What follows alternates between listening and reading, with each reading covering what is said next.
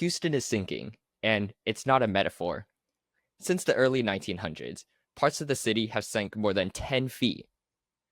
But why is this happening, and what can be done about it? Hello, listeners, and welcome to H2O and Beyond. My name is Alex Hahn, and each week we dive into the science, systems, and stories behind the water we use every day. To help understand the subsidence or sinking that's happening to Houston, I'm joined by Mr. Michael Turco, who works for the Harris-Galveston Subsidence District. Welcome to the podcast, Mr. Turco. How you doing today, Alex? Good. So before we get started, can you introduce yourself to our listeners and tell us a bit about who you are, what you do, and the place you work at? Sure. Well, again, Alex, thanks for having me here today. We're in Houston, Texas here today, but I actually grew up in Omaha, Nebraska. And for my fellow Mavericks out there from the University of Nebraska at Omaha, I grew up in South Omaha, but had a good career there at the university and studied a lot about geology and hydrology and worked for the U.S. Geological Survey for about 17 years in Iowa and Nebraska. Ultimately taken over down here in the Houston area as chief hydrologist, did that for about 10 years, and then took over at the Subsidence District here in Houston. And what I do here is I'm a general manager of the Harris-Galveston Subsidence District, and I provide the direction and vision to a 19-member board of directors whose sole purpose is to prevent subsidence from occurring in the Harris and Galveston County, which includes the Houston region. So it's quite the endeavor and pretty unique, not only to Texas but to the entire United States. I see. Thank you for that. And subsidence, it's an interesting phenomenon. I don't think many of our listeners have heard about it. So can you tell us what it is and why it's such a major concern in the Houston area? Sure. So subsidence is basically the lowering of the land surface elevation, and to kind of said in a different way, it's the gradual sinking of the land surface. And in our area, in the Houston area in particular, our geology is uniquely predisposed to allow this to occur.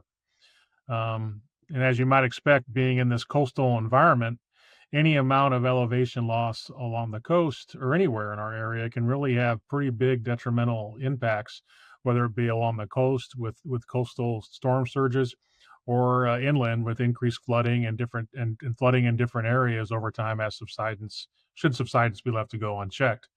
But in our area, it's caused primarily by groundwater withdrawal, and it's a big issue and an issue that we've been working on for the last 50 years. So it's not like a sinkhole where this land just suddenly starts caving in, correct?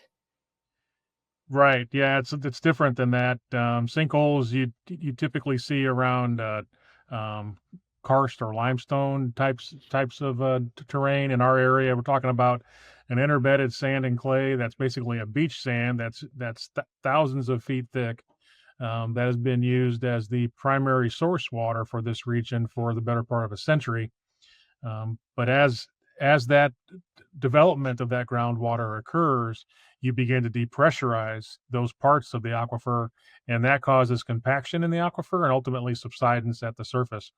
So yeah, it's not like a sinkhole. It's a more gradual and a more regional feature than you might see in a localized sinkhole, maybe over in Florida or something like that. I see. So, as you pull groundwater out of your local stores, it's sort of like it weakens the how do I say it? It weakens the soil under, and that's why it starts sinking. Yeah, so we have a really great graphic on our website, but essentially what happens is all these sediments were deposited, millions of years ago. They were deposited during coastal flood events, and they had a bunch of water in there. They were super saturated, and over time, they just stacked upon each other, sand, clay, sand, clay, sand, clay. Here comes humans that developed the area and began using the groundwater out of them, and we began to pull water out of that system and began to lower the potentiometric surface or the water level in the aquifer. And what that does is it depressurizes those clay lenses. And the clay lenses are randomly orientated when they're underneath all that pressure. But once they begin to depressurize, all those different clay grains will want to lay down flat. It's that compaction that we see over 2,000 feet of sediment or so that has led to areas of upwards of 10 feet or more of subsidence in our region. So it's a very large regional feature induced by this anthropogenic use of the resource over time. I see. And is subsidence like really noticeable in Houston? Like, for example, if I were to like drive around the city, would I notice that, hey, this part of the city seems like uneven. It's like lower than the other areas. Is it that noticeable? Well, Houston's a big place. It's a large area, and it's relatively flat. I mean, I think the slope of the area, it goes up about 1 foot in elevation every mile you move inland from the coast. So it's a very flat coastal plain, and subsidence is generally slow in the immediate time period. Like we're talking about subsidence rates on the order of a foot per decade or half a foot per decade. So it's not something that you're going to one day just run up to and bump into and say, "Oh, wow, there's subsidence there." But over time, it can have a lot of detrimental impacts, particularly as it relates to flooding and infrastructure damage. We have a lot of pipelines. We have one of the largest ports in the country here in Houston, and a lot of infrastructure and transportation of materials out of this area to other parts of the country, whether it be pipelines or roads or train tracks. Any kind of differential movement across those along the area can have big impacts on those things working properly, and that's one of the considerations in our area. And is subsidence like, is this a problem in any other cities that you're familiar with, or is this something unique to the Houston area? Well, like I said, in the Houston area, we're uniquely predisposed in our aquifer system to have compaction occur and subsidence to be noticed at the surface. But there's other places in the United States. I mean, there's subsidence that's been an issue in Arizona, in Nevada. One of the most famous areas in the country is in the San Joaquin Valley in California, where they've seen tens of feet of subsidence occur there over the years. And we've even seen more recent research that's shown subsidence rates, much slower subsidence rates, but subsidence rates along the eastern seaboard of the United States. Internationally, really anywhere where you have a coastal delta or a coastal plain that's being developed or highly populated, there's the opportunity for compaction and subsidence. So where we see that at, we see it in Japan, China, Indonesia. In fact, the capital of Indonesia and Jakarta had to be moved, is being moved because of subsidence in the area. We see it in the Netherlands. So there's a lot of places around the world where we've seen subsidence have immediate impacts on the landscape and ultimately on policies in those areas. I see. So this is like sort of an international issue. It's like, wow, it's so big that, entire capitals have to be moved from like one side of the country to another.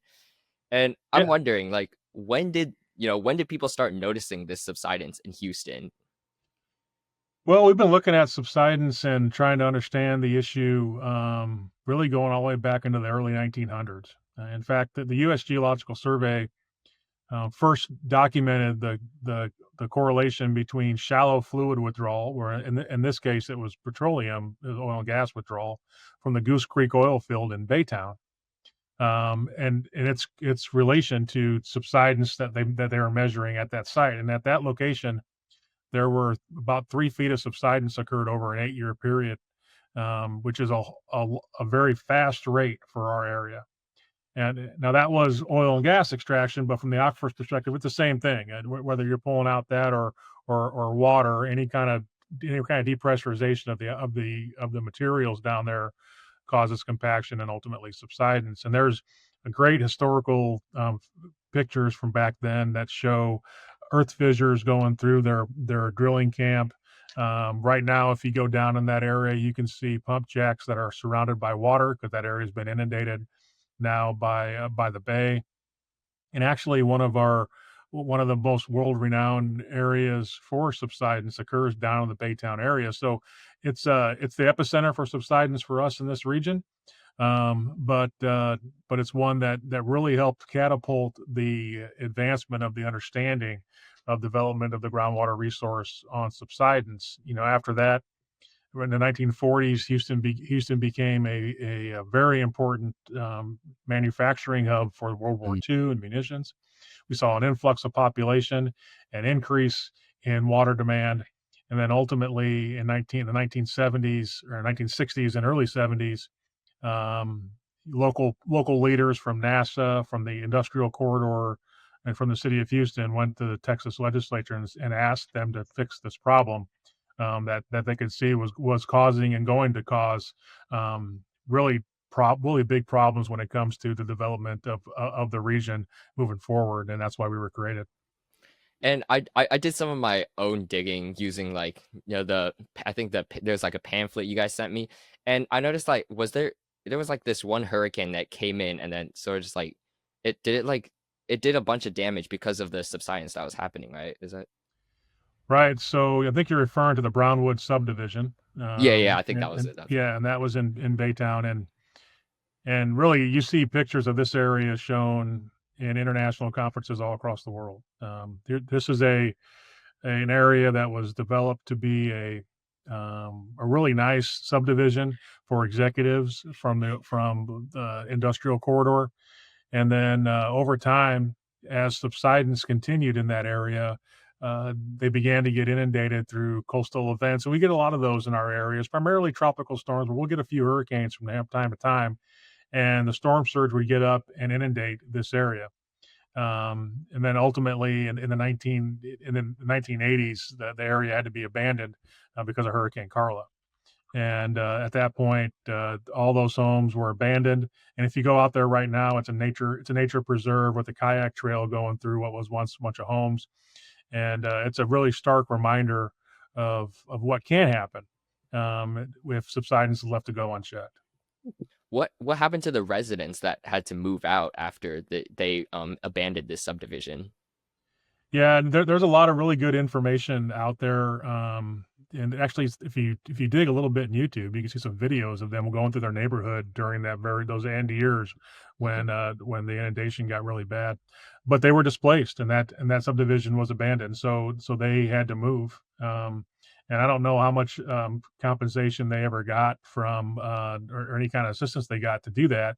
But it was a very dramatic time for that area. And if you talk to folks that were living there at the time, it's still a dramatic thing for them to have lost their home because of subsidence and coastal inundation. Is there any record of other events happening or other neighborhoods being completely displaced, like what happened in the Brownwood subdivision? So in our area, that's the one that we talk about a lot.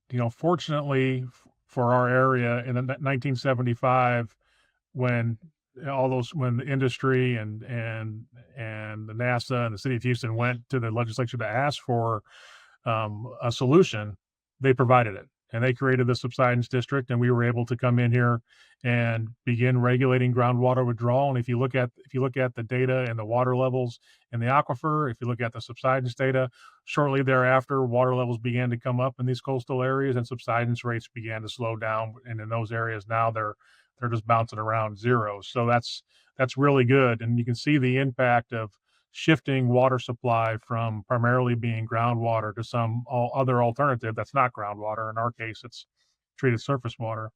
So because of that, we've been able to prevent further instances like Baytown and like Brownwood. But the job's not over with for us yet. Mhm. We as I mentioned before, as Houston began to grow in the 70s and continues its growth even through today and beyond, we've seen the water levels decline in the aquifer, moving to the west and the north as development in those areas continues. And our regulatory plan has adjusted with that over time. Those areas are just recently began one of the largest water infrastructure projects in the United States to move water from a neighboring river basin into the Lake Houston, treat that water and move it all the way around Harris County, even over into Fort Bend County. It's a huge effort. Multiple water authorities and the city of Houston working together along with the state of Texas to help fund it. And they're moving through that. I think they're through phase 1 and 2 now. They're beginning to move water through there. But those are the areas that we're currently seeing subsidence rates like we saw on the coast back in the 70s and 80s. But there's a plan forward to get those rates down to near zero there as they begin to bring on alternative water supplies. We talk a lot about water, and I'm also wondering, you noticed, well, I think you said that when you dig for, was it petroleum, that subsidence also happens? Is that still an issue today? It can be, and we have a bunch of different monitoring, a bunch of different. We have three different monitoring methodologies that we utilize that help us identify where on the landscape we're seeing subsidence occur. And there is still a possibility, although the amount of oil and gas extraction in our area has declined significantly over the last 50 years. We do know that there is still some of that going on in the area. We don't regulate that. There's a different Texas agency that regulates that, and we communicate with them. So it's still a possibility, but we watch very closely, and we can identify those areas of subsidence when they pop up. You said something about the three tools that you guys have to monitor subsidence. What tools are those? Yeah, so we've been monitoring subsidence for a while, and actually developed a lot of the methodology that's being used worldwide in some of these monitoring techniques. The first one is the most basic and really the one that's been used consistently throughout our existence, and that's just traditional surveying and reoccupying benchmarks that are out there on the landscape. And what that is that we go to take an elevation and a location for a benchmark, and then we come back about a decade later and do it again and evaluate change. We've been doing that since the 70s, and that's really useful for us. But it's only a few points and on the landscape, considering how big our area is. But it gives us a really good historical perspective of how the subsidence field, the stress field, has existed throughout time. And when you look at that data, you can see that prior to the district being created, most of the subsidence that we saw occurred on the Houston Ship Channel and near the coast and around the city of Houston proper. But as our regulations came on board and as growth began to develop north and west, we can see that subsidence move to the north and west using that methodology. In the 1990s, we began working with the National Geodetic Survey and developed a GPS technique to monitor subsidence more regularly. So now, rather than measuring once every 10 years, we developed a method that we can put static GPS receivers out on the landscape and measure them 6 times a year, or in some cases continuously every 15 seconds. So we have those sites out on the landscape now. We have about 200 of those. We work in cooperation with the University of Houston, a lot of our neighboring groundwater conservation districts and subsidence districts, and TxDOT and other agencies Mhm. to help maintain that network and keep that monitoring going on. But again, those are just simply one points in space, but really good data from the 1990s to then. And recently, following some research that we sponsored with Southern Methodist University, we began using satellite technology, or what's called INSAR. And INSAR stands for Interferometric Synthetic Aperture Radar. And it's a methodology that uses satellites that are consistently rotating or orbiting in the Earth on a very specific path at a very specific elevation or altitude.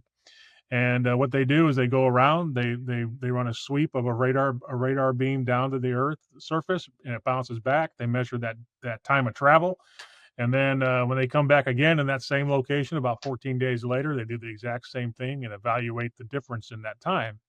And what that can tell us is if the land is moving away or towards the satellite. It's incredibly powerful for us as a reconnaissance tool, because now we can get that information rather than on 200 points throughout all of Harris, Galveston, and Fort Bend and surrounding counties. Now we can get that information on a 9 meter square throughout the region. So it's incredibly detailed, granular data, and a lot of information of that on our website. But between those three methods, we have a long history of knowing how the subsidence has changed over time. We have some detailed information on how it might change in a year or in 2 or 3 years, and supplemented that long-term data set with our GPS sites. And now with the satellite technology, we can look between the points and see, one, is there anything that we're missing because of the gaps between our data measurements, but also give us some focus to go in and investigate areas that are anomalous that we didn't see before that we can see today, and begin to understand what's going on there. So it's a really robust set of tools that we bring to the table to help us understand not only how our regulatory plan is it working? Are we going to get to our ultimate mission objective, which is to prevent subsidence? Um, but are there adjustments that can be made? And is there communication that can be provided to the local community to help them better manage their resource as they change from groundwater to an alternative supply? I'm not a big tech guy, so I don't know exactly the difference between the GPS and the satellite technology that you have. Could you explain a little bit about Sure. that? Yeah. So the GPS sites are static on the ground. So Mhm. what we have there is we put a hole in the ground about 37 feet below land surface. We put a concrete plug there, and then we attach a piece of pipe to that, stick it up, put a GPS antenna on top of it, Mhm. and then we have a receiver, and then we just monitor the movement of that benchmark 37 feet below the land surface. It's much like what we did with the surveying, only we're just there all the time. And that works out really well. What the satellite allows us to do is look specifically at the movement of land surface relative to that satellite orbit, and from that we can look in between those points, and we still have millimeter accuracy there. We have millimeter accuracy in our GPS sites, so they're comparable data sets, but they really give us a lot more. The satellite gives us a lot more spatial coverage, and a different set of limitations than we get with the GPS sites. So they really do complement each other really well. Oh, I see. So the GPS is just like you guys only have 200 points around the city that you measure with the GPS, but with the satellite you can get like the entire city. Is that it? We look between the dots, which is great, because now we have visibility in areas that otherwise we did not. And when you measure this data, is this like public information that, for example, develop land developers, can they access this? Yeah, so we actually every year we're required by statute to provide a annual report on the water use within the district, the impact that water use has had on the aquifer system or water levels in the aquifer, and then ultimately any subsidence that we measured over the last year and years prior. So we publish that every year, and we actually have an interactive map on our website where you can go and look at all of our GPS sites and click on it, see a period of record, see what the current rate of subsidence is. And then we also publish our INSAR data as part of our annual report. It's really nice that you guys are so, open with your data and just, allow anyone to take a look at it. And I know and before in this episode you mentioned that you guys are planning to switch your water source from groundwater to, other sources in order to stop this subsidence. Is there anything else you guys are doing? Yeah, and let me touch on that again a little bit. Is that a large majority of Galveston County and about half of Harris County has already moved primarily to alternative water and treated surface water. The area we're seeing most subsidence right now is developing the infrastructure and developing the conveyance to get that water in those areas as well. So there's been a lot of work done. And matter of fact, when you look at our interactive map on our website, you can see areas where there's no subsidence. You can see areas where water levels in the aquifer come up about 200 feet or more. Um, that's a success story there in how the regulatory plan works, and we expect to see the same thing happen in what we refer to as our regulatory area 3, where they're developing all that infrastructure. But like I mentioned before, there's more work to do, and as this region moves from groundwater to an alternative supply, which is primarily treated surface water, we're moving from a resource that's more abundant to a resource that can be impacted by climate, that may have droughts from time to time. So water efficiency and water conservation is incredibly important moving forward, so that every drop of water can go just a little bit further, because this area is growing. Now we see no stop in the growth within the district and increased growth just outside the district and neighboring counties. So it's that conservation and that growth there, and not only that, but the development of alternative water supply strategies. So everybody knows, you can put a well in the ground to get groundwater. You can treat surface water in the stream, but there's other things that can be done to make more water or develop new water. I call it frontier resources. So reuse, utilizing reuse for irrigation. We're right along the coast. We have an awful lot of salt water just out there in the Gulf. Treating that salt water out there to be potable and be used for industry or for cities down there. These types of alternative water management strategies are on the table throughout the country, and they're on the table now in Texas, in these areas, because we know that even statewide in Texas, we have a water is a limiting factor and Mhm. something that we have to be mindful of and be efficient with throughout the state. And so you guys have considered desalination as an alternative water source? We have actually, we're working with the Gulf Coast Water Authority and the Brazos River Authority and the Bureau of Reclamation on a feasibility study for seawater desalination in our region.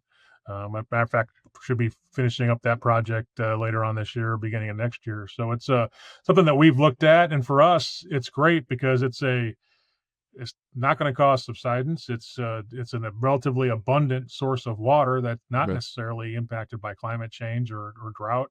Um, it's got some limitations. Like, you got to work through the environmental side of it. You Yeah. got to find a place to put the brine and all that. But they've been able to do it elsewhere, and I think that we have an opportunity to be able to use that here.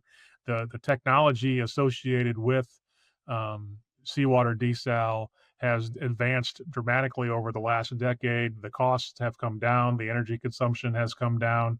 So it's beginning to become a more viable possibility for an alternative resource um, throughout the United States, but certainly in our area.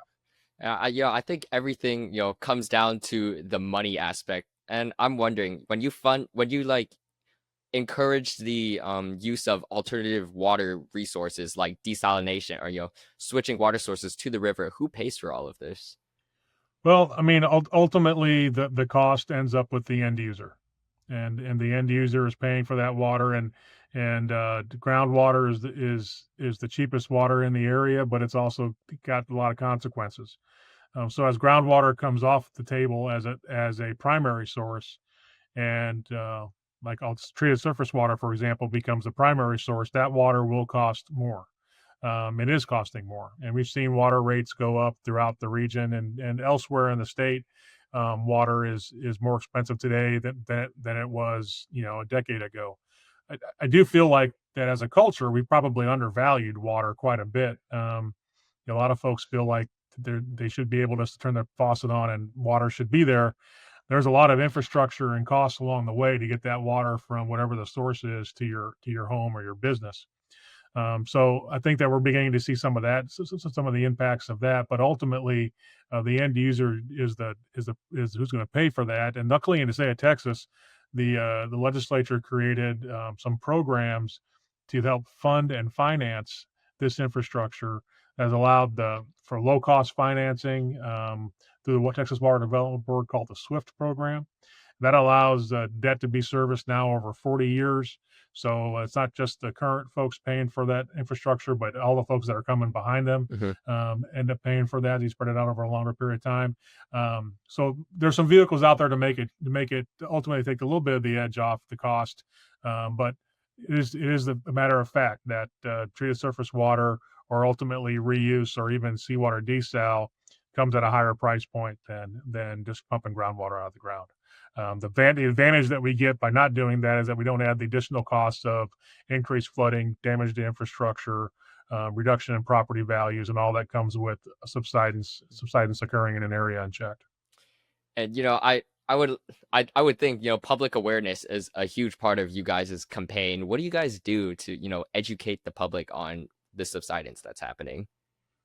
Yeah, well, we try to do as much education as possible. We do. We have a great communications team here at the district. We have multiple channels out there on social media. We have a great water conservation program. It's been nationally recognized and awarded for its work in promoting groundwater conservation. And we have a great school education program. We have tools that we provide out to the community. One is a collaboration with Texas A&M AgriLife Extension called the Water My Yard program, where you could load this app on your phone and it'll tell you based on some information you provide about your sprinkler system how long you should run it, or when you should run it, or when you should turn it off based on real time weather. So there's some things to help folks do that, that kind of work. And we also have a grant program to allow folks to do water conservation projects in their own backyard. We can work with the municipality or a mud district or any governmental agency, and share the costs on a 50-50 basis to implement some of the alternative management strategies or some water conservation measures, to help them reduce their overall water demand. But that communication and that education is an ongoing, Mhm. constant effort from us, because, like you mentioned when we opened up, I mean, subsidence isn't something that people talk about every day. And it's pretty unique to us. But it's instigated a lot of infrastructure development in our area, and it's important for the community to understand how important it is to prevent subsidence in the future, but also to highlight the areas where we've seen such success occur and what we expect to happen in the future. So, you mentioned like success. Does that, in your words, does that mean, the groundwater the ground stops sticking down? And you mentioned in some places it can even come up, right? Yeah, so there's two components to subsidence that we see here, and actually, better stated, there's two types of compaction that can occur in Hmm. our area. There's elastic compaction that occurs really close to the surface, and because we have so much clay at the surface, just from changes in rainfall, we can have a shrink swell at the surface that can, crack your sidewalk or your driveway, and that's not the part that we're really concerned about, because that's not the part that's induced by development. The bigger component of the two is called inelastic compaction, and that occurs at depth. And at depth, once that compaction occurs, there's no amount of energy you can put back in the system to prop it back up. So it's irreversible, and that's the part that we're trying to prevent with our regulatory plan and our conservation message. Um, but when we talk about success at the district, you can look at our data and look at the historical map of where all the subsidence had occurred, historically, and look at where the subsidence is occurring today, and it tells two completely different stories.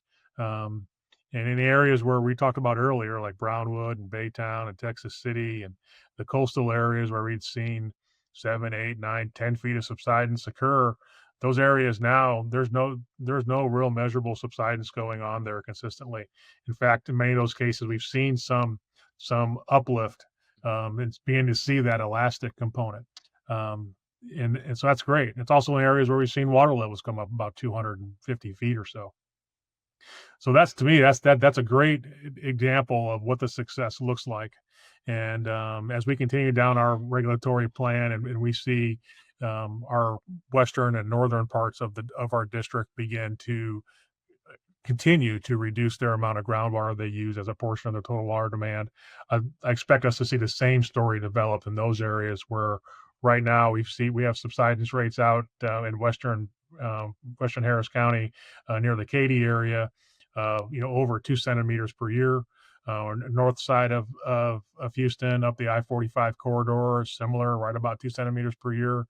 If you go over into Fort Bend County, near this between Katy and Fulshire, they're over 3 centimeters per year. So that's above that 1 foot per decade rate that I mentioned before. So uh, we're seeing rates out there that we know need to be arrested, and we got a plan moving forward. And the authorities and the water providers in those areas are working diligently to get water in those areas to begin to diversify that source water.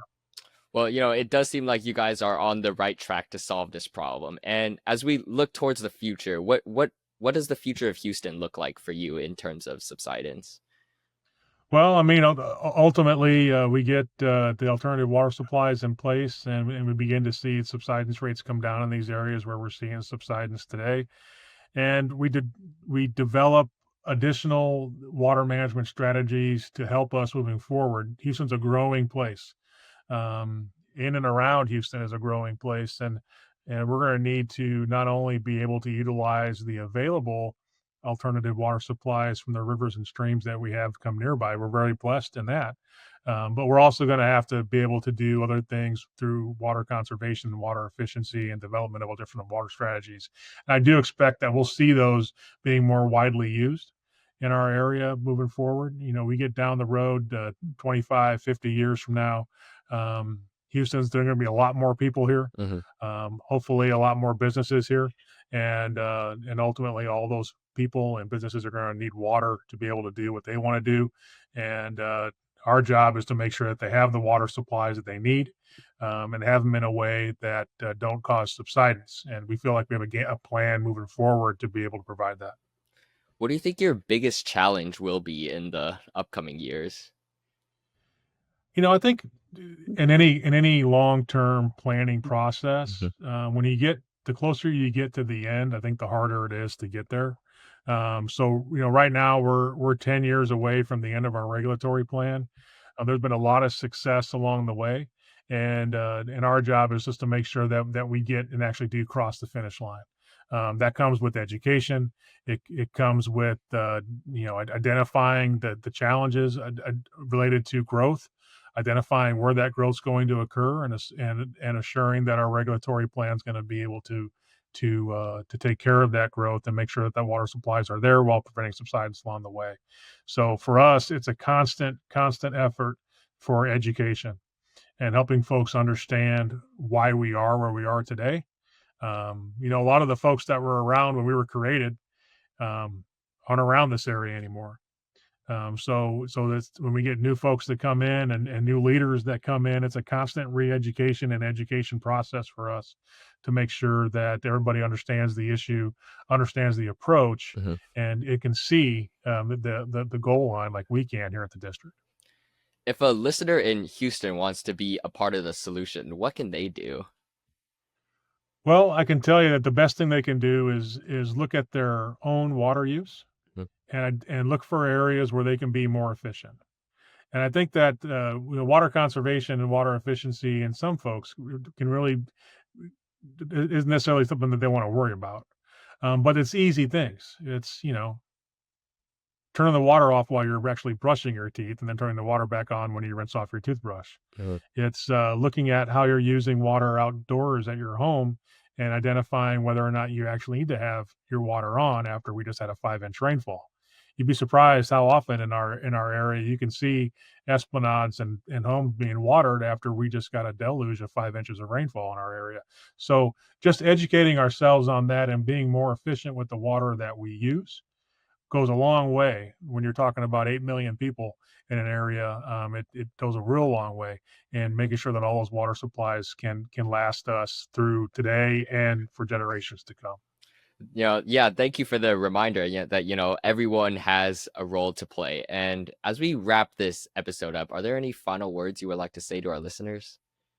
Yeah, no, I think what I just said is actually a great way to pull it all together. As policymakers, we've identified we were given a problem, given a tools to solve that problem, and I feel like over the last 50 years, the Subsidence District anyway, has done a reasonable job in pulling together the resources necessary to solve this issue, working with the local community, working with the local providers to develop resources and develop alternative resources to prevent subsidence in the future.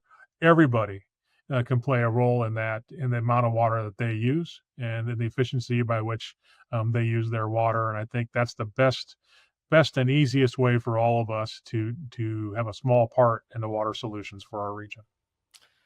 Well, thank you for joining me today on H2O and Beyond, Mr. Turco. It was a pleasure having you on the show. Yeah, I enjoyed it. Thanks, Alex. That was a lot of fun. So for you listeners, I'll link some resources in the description if you'd like to learn more about the subsidence that's happening in Houston. And I'll also link the socials to the Harris-Galveston Subsidence District as well. If you found this episode helpful, please share it with your coworkers and friends. And also, feel free to fill out the Google form in the description link down below for episode suggestions and feedback. Make sure to check out the link tree in our bio as well to, follow all the H2O and Beyond socials. I'm Alex Hahn. Thank you for listening to H2O and Beyond. Stay curious and stay hydrated.